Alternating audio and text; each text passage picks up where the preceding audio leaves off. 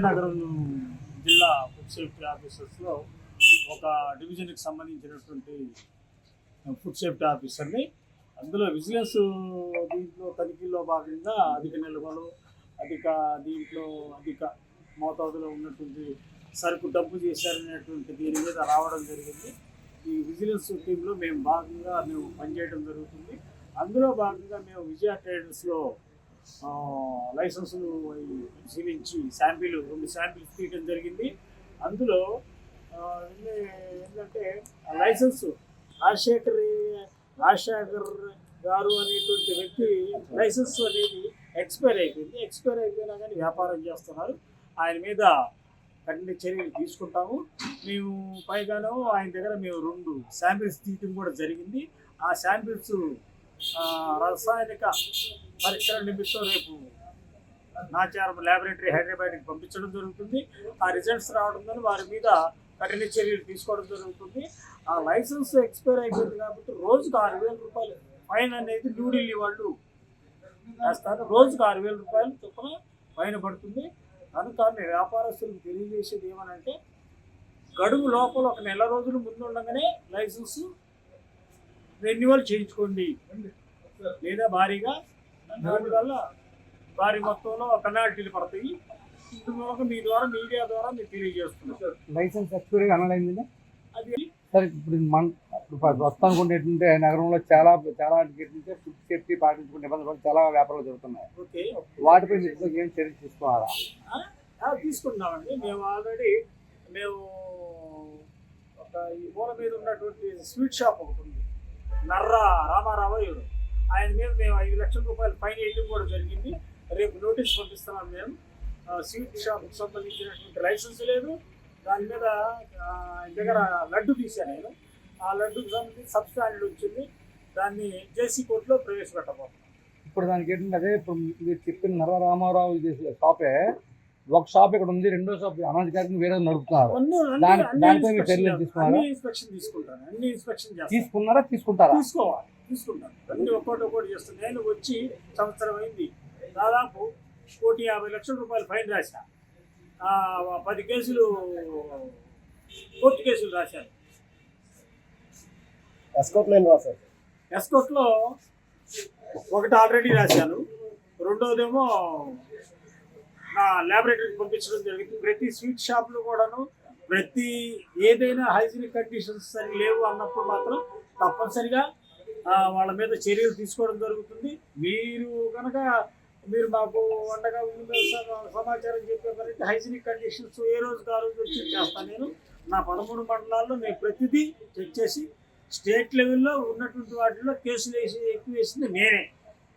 Sir మీ phone number నాగుల మీద 8790603489 ఈ ఫోన్కి ఫోన్ చేస్తే ఎనీ టైం మీకు అందుబాటులో ఉంటాను. వచ్చి ఆహార భద్రతా అధికారిగా మీకు సేవలు అందిస్తాను. లడ్డు కేసు ఒకటి వేసాను నేను ఆల్రెడీ. హీరింగ్ వస్తుంది సార్. ఏం లేదు సార్, చెప్పండి. ఇప్పుడు ప్రస్తుతానికి ఏంటంటే ఇప్పుడు అమ్మకాలు జరుగుతున్నారు. ఈ పరిస్థితుల్లో సపోజ్ ఇన్ కేసు ఏదైనా ప్రమాదం జరిగింది అనుకోండి, దానికి బాధ్యత అవుతారు. దాని మీద తగిన వారి మీద యాక్షన్ తీసుకుంటాను. పంచాయతీ అనుమతులు ఏమన్నా దీనికి? పంచాయతీ అనుమతులు ఏమన్నాయా? పంచాయతీ అనుమతులు అనేది వారు తీసుకోవాలి. నేను కేవలం FSSAI లైసెన్స్ గురించి మాత్రమే వారు అప్రోచ్ అవ్వడం జరిగింది. లైసెన్స్ ఇచ్చేవాడిని నేను కాదు.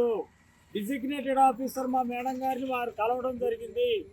వారు రేపో ఎల్లుండో వచ్చి తీసుకోవాల్సిందిగా మీ ద్వారా తెలుసుకుంటున్నాను. అంతే. ఎంతవరకు షాప్ మీకు నాకైతే తెలియదు. నేను వచ్చి రీసెంట్గా సంవత్సరం అయింది. ఈ సంవత్సరం లోపల ఆ సెంటర్లో కేసు వేయడం జరిగింది. ఈరోజే విజిలెన్స్ వాళ్ళతో మేము తనిఖీలకు వచ్చాము. ఈరోజు నేను నోటీస్ చేశాను. మళ్ళీ ఇంక వారం రోజుల్లో వచ్చేటప్పటికల్లా లైసెన్స్ కనుక లేకపోతే తగిన మీ ముందే వారి మీద తగిన చర్యలు తీసుకుంటాం. ఈరోజు మా విజిలెన్స్ డీజీ గారు మరియు Srikakulam regional vigilance and enforcement SP గారు ఉత్తర్వుల మేరకు రాష్ట్ర వ్యాప్తంగా ఈ ఆయిల్స్ అంటే ఎడిబుల్ ఆయిల్స్, వంట నూనెల మీద తనిఖీలు అనేవి ఫుడ్ సేఫ్టీ అధికారులు, లీగల్ మెట్రాలజీ అధికారులతో కలిపి చేయడం జరుగుతుంది. దీని ముఖ్య ఉద్దేశం ఏంటంటే ఆ, మనకి